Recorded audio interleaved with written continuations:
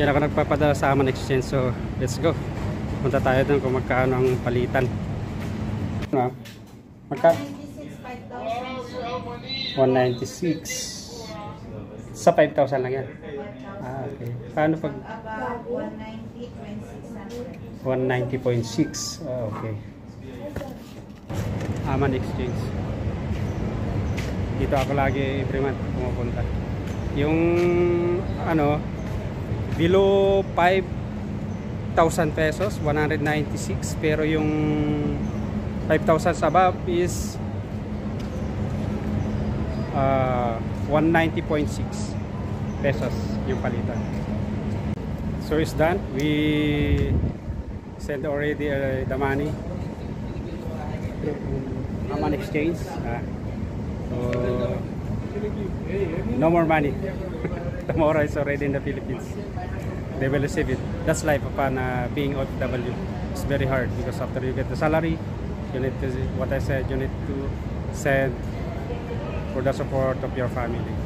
That is one of my life cycle here, being an OFW here abroad. By the way, I speak English here on my vlogs because by the request of one of my friends, because he's telling Kuya means big brother, can you make English?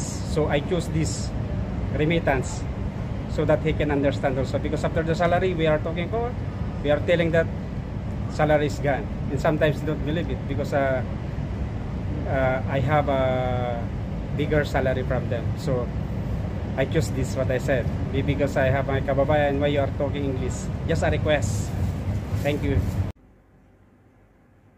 Hi, good day to everyone.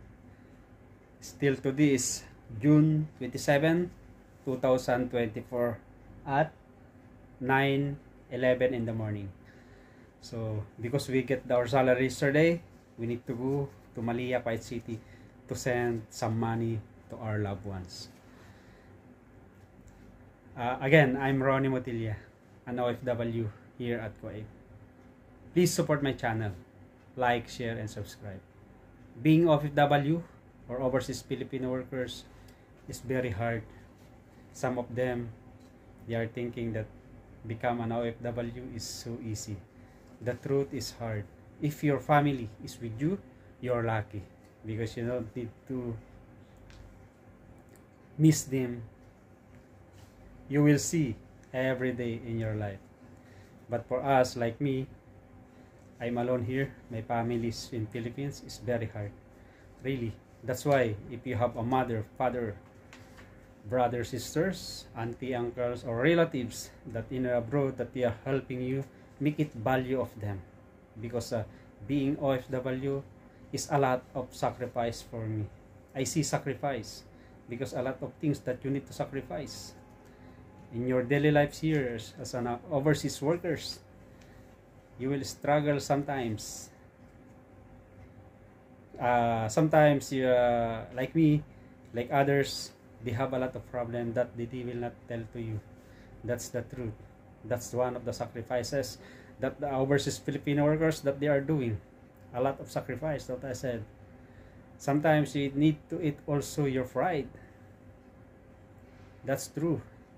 So what I said, next time we will do a topic regarding this an OFW, a life of being OFW in other countries. So let's go, come with me, and we will go to Malia, Kuwait City, while it's still not hot because it's around 9 in the morning already. Thank you very much. Let's go. We are here already in the bus stop. It's already hot. So see some of the people also waiting for bus. So we'll go for the shade of the tree first, because I think the temperature is more than 40 degrees, because in the news sometimes 49 degrees. Imagine for that, because of the summer. Maybe more than this coming mid of July or August.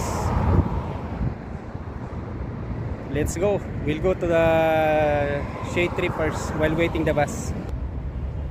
Really, it's too hot, but that's life of OFW here at the Middle East. That's already part of our life. Winter, summer is already. Actually, your body will adjust also regarding this temperature of the temperature, even winter or cold. What I said. That's my experience. There's already bus coming, so we will ride for that. Yeah, let's go. Number 51.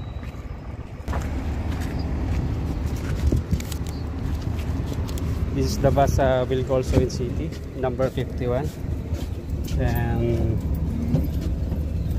the fare will be 250 fils. The fare is 250 fils from Shark to Malia. A few moments later, we already arrived at Malia, Kuwait City. At dito na tayo sa Malia. Aakyat tayo doon sa bridge kasi doon ako nagpapadala sa kabila. There we go. Malapit na. Maganda ngayon kasi Huwebes pa lang, pero bukas ang daming tao dito. Friday weekend, Friday, Saturday. Siksikan dito. We're already here at Malia, Kuwait City. So this is the remittances that I'm sending for Amman Exchange. So let's go. We're gonna find out if how much the exchange fee today, June 27, 2024. Because tomorrow, I'm sure a lot of people again because it's weekend. Because Friday, Saturday is mostly the day of the workers here at Kuwait. So let's go. Come with me. And what I said, we're gonna find out if how much the exchange rate today. Yan ako nagpapadala sa Amman Exchange, so let's go. Punta tayo dun kung magkano ang palitan. Amman Exchange. So walang nakalagay na palitan. Nakalagay lang yan peso special rate. Pasok tayo.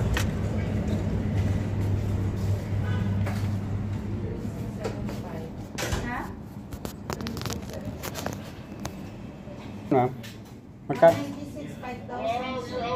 196 sa 5,000 lang yan. Okay. Paano pag 190.6? Okay.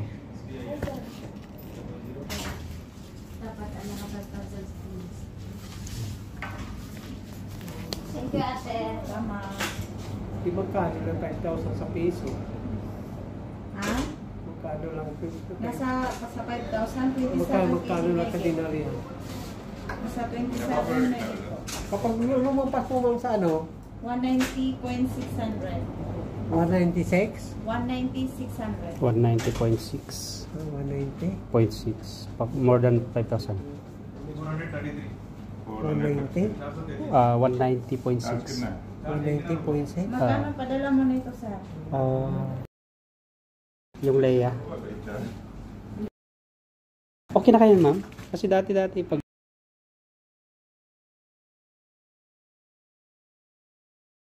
kasi usually kaya ini Earlier mo siya. sige. Kasi ampas na siya. Kaya ginagawa ko Sila, kaso sa Palawan pwede siya, at saka sa employer. Sa Palawan na pwede, sa Palawan pwede, sa employer pwede. Pero pag employer na siya. Pwede ba ilagay ang number dito? India का Ano yung nasa? Dito. Arshad Philippine number? और वो तुम्हारी ब्रांच पहली साइड में हुआ था दिनार दिनार लेता है Siyempre, हाँ पहली तरफ wala ko हाँ Hindi, kapag-anak na. Kapag-anak.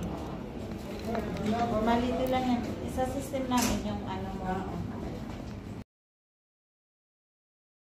1,000.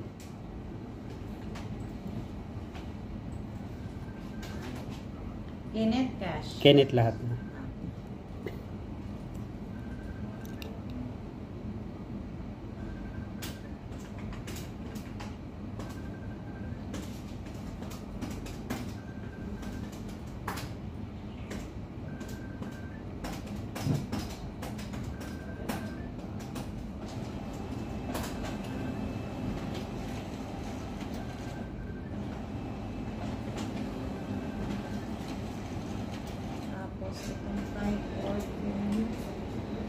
Corbin Owen. Kay Corbin. Yung marireceive naman.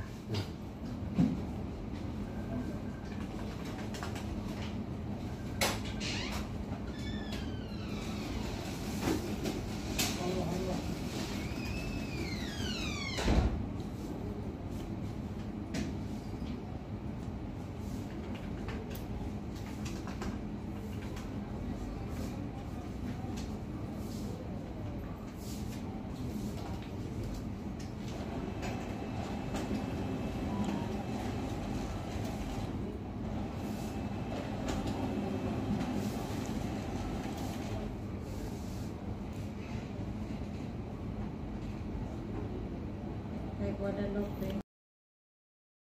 Marireceive. Ito yung one.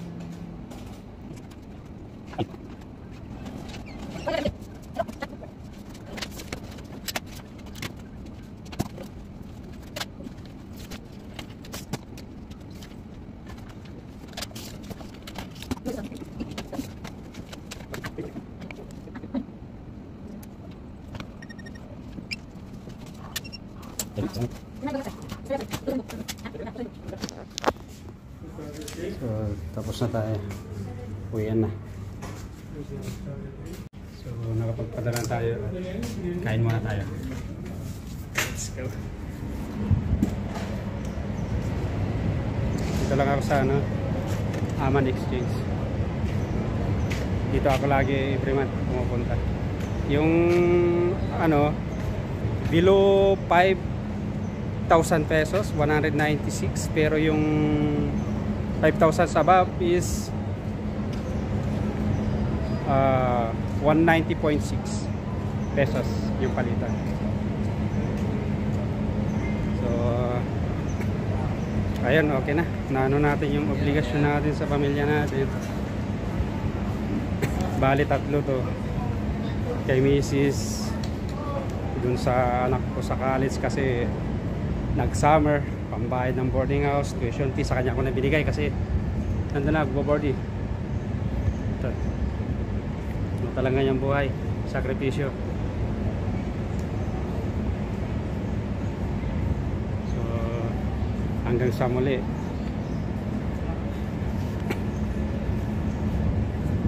So it's done. We sent already the money.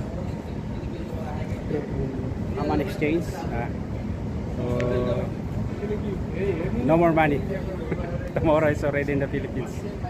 They will receive it. That's life upon being OFW.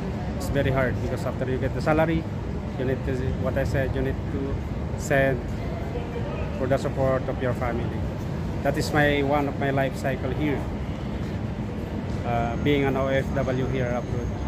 So how's yours? Comment below if we are the same. It's hard to keep some after the salary. That's the truth. So by the way, I'm Ronnie Motilia, an OFW here at Kuwait. Please support my channel, like, share and subscribe. See you again in my next videos. Again, thank you so much.